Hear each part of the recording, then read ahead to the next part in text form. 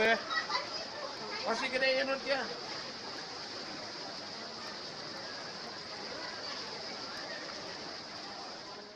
Wah, asup eta mah mobil kasol. Asup. Wah, asup. Oh, jelemaana wah. Asup loh. Wah, bener. Saudara, saya berada di puncak bukit di bagian hulu Bandung, Jawa Barat, tepatnya di Kabupaten Bandung Barat, Jawa Barat.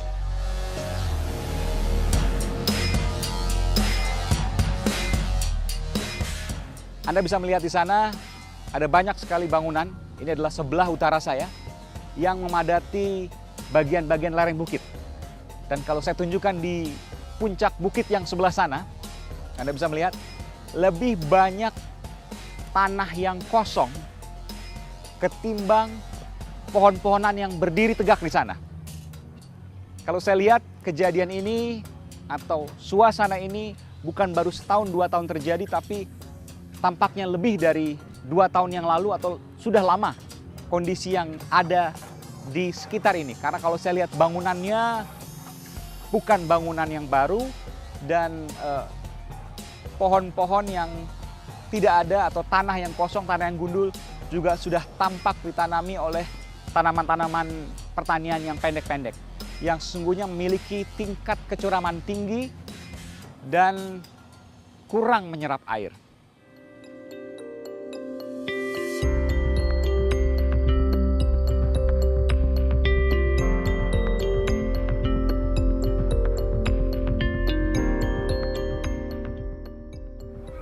Saudara, saya ajak kelompok riset cekungan Bandung, Pak Bahtiar. Terima kasih Pak Bahtiar. Terima kasih. Bersedia Sama-sama untuk diwawancara di program Aiman. Saya ajak Anda ke sini supaya Anda bisa melihat yang ada di belakang saya ini. Iya. Anda melihat adakah kejanggalan dari lingkungan suasana yang Anda lihat saat ini? Iya. Jadi paling tidak ada 2 hal. Satu, bangunan-bangunan sudah berdiri begitu rapat dan di lereng-lereng di atas itu sudah gundul, sudah hilang pohon-pohonnya. Saya garis bawahi, bangunan rapat. Anda melihat ini rapat sekali. Rapat sekali. Rapat sekali dan Iya. yang kedua di puncak bukit sebelah sana gundul. Betul. Apa yang terjadi dengan kondisi lingkungan seperti ini? Ada 2 hal. Satu, bisa terjadi longsor. Yang kedua, Longsor di sini ya? bisa, sangat memungkinkan. Yang kedua, limpasan airnya jadi besar dan itu akan menjadi banjir di bawahnya. Di hilirnya? Di hilirnya. Yang selama ini kita lihat ada di Pagarsi kemarin itu? Salah satunya. Oke. Drainase itu pasti. Samping pembangunan yang sudah sangat padat, kemudian daerah resapan air berkurang. Jadi kan drainase tidak bertambah. Itu sih selesai 2 jam, 3 jam nggak habis airnya. Tapi begitu hujan besar tidak tertampung oleh drainase. Karena daerah resapan sudah berkurang. Pembangunan sudah mungkin ada pelanggaran tata ruang segala macam. Sumber resapan tidak ada, biofori tidak ada, drainase tidak berubah. Penduduk bertambah banyak. Nah, ini yang biasanya kalau kota seperti itu.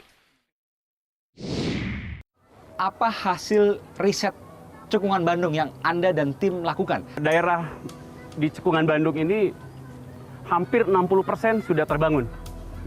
Itu yang pertama. Yang kedua, hutan-hutannya hutan milik negara sudah rusak.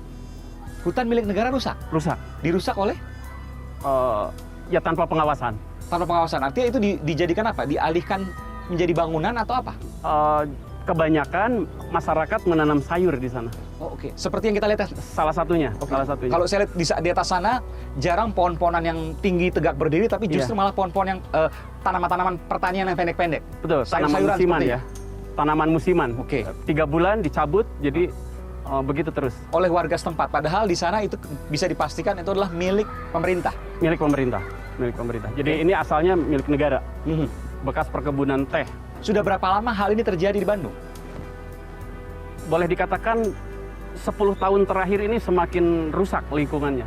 Sebelum 10 tahun bahkan sudah terjadi, tapi 10 tahun terakhir semakin rusak. Semakin rusak, iya. Semakin parah kondisinya. Jadi bangunan semakin banyak, lereng-lerengnya yang curam semakin gundul, dan izin terus diberikan. Dan kelompok riset cekungan Bandung menengarai penyebab dari luapan air yang begitu deras di Pagarsih dan di kota Bandung di bawah adalah hasil dari pembangunan yang tanpa pengawasan di kawasan hulu ini? Salah satu sebabnya iya. Jadi ada 3 sebab paling tidak. Satu di hulu yang rusak, yang kedua sistem drainase yang buruk, dan ketiga disiplin masyarakat yang belum baik. Sungai sekarang itu fungsi ekologisnya sudah hilang. Jadi dari daerah tengah sampai ke hilir, kiri kanan sungai itu ditembok, dibeton. Jadi fungsi sungai hanya sekedar pipa. Harusnya? Ada fungsi ekologis, yaitu meresapkan air. Oh, jadi kalau sungai itu tidak dibeton kanan kirinya, maka air itu akan meresap ke kanan dan ke kiri, membantu untuk tidak mengalirkan air yang begitu banyak ke bawah. Betul. Jadi ada fungsi meresapkan air, jadi ada fungsi menahan air. Tidak semuanya menggelontor ke hilir. Jadi kalau pembetonan sungai sepanjang sungai itu salah? Tidak semuanya salah, tapi 90% keliru. 90% keliru? Keliru. Hanya 10% saja misalnya yang dibutuhkan, tapi yang lainnya jangan dibeton. Betul. Kita tentu tidak mengharapkan ke depan lebih buruk lagi, tapi kalau Anda melihat seperti ini, dan tahun ini merupakan banjir bandang dengan luapan terderas yang terjadi di kota Bandung. Apa yang bisa dibayangkan dengan kondisi yang kemudian tidak diperbaiki? Jadi negara harus berbuat, harus hadir untuk menyelesaikan masalah ini.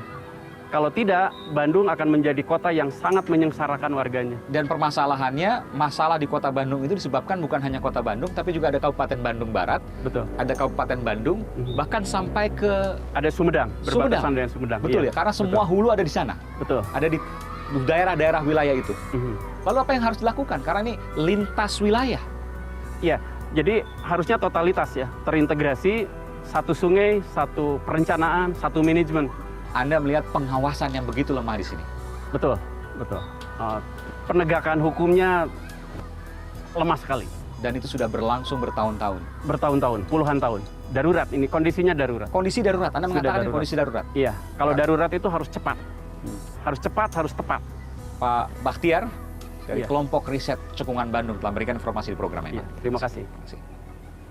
Kebetulan juga sempat berkunjung ke Bandung Barat dan Kabupaten Bandung. Dan juga Kota Bandung tentunya. Dan di Kabupaten Barat dan Kabupaten Bandung itu ada bangunan-bangunan yang menurut kelompok riset Cekungan Bandung tidak memenuhi syarat. Ada juga puncak bukit yang sudah gundul.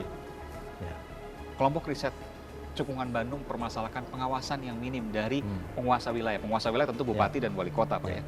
Tapi tentunya ada koordinasi dari pemerintah provinsi. Ada pengawasan yang abai? Ya, mengenai abai dan tidak abai itu sebenarnya kita atur di dalam Perda. Ya. Ada indikasi di sana? Ada Perda, ada Perda kawasan Bandung Utara. Ya, ada indikasi pengawasannya abai? Ya, jadi ada indikasi memang misalnya membangun tanpa izin. Tapi tetap bisa membangun? Tapi bisa membangun. Kenapa seperti itu, Pak? Ya itu masalah lokal ya, masalah lokal. Nah oleh karena itu dengan Perda kawasan Bandung Utara, semua pembangunan di Bandung Utara itu harus mendapatkan rekomendasi dari gubernur. Nah sekarang yang terjadi seperti membangun sesuatu di puncak gunung udah pastilah tidak akan diizinkan. Sebelumnya hanya di wilayah itu saja? Ya. Hanya di kabupaten saja izinnya, tidak perlu ke provinsi. Sekarang harus ke provinsi. Ya. Sejak Baru tahun sekarang. 2009 efektif. Sejak tahun 2009. Dan pembangunan itu memang terjadi sebelum 2009 ya? Ya, kebanyakan seperti itu. Efek yang kita rasakan adalah sekarang. Ya. Kang Emil, saya baru berkunjung ke hulu di Jawa Barat ini yang menjadi penyebab banjir di kota Bandung. Itu ada di Kabupaten Bandung Barat dan Kabupaten Bandung. Tapi yang menjadi miris adalah, yang menjadi korban adalah kota Bandung.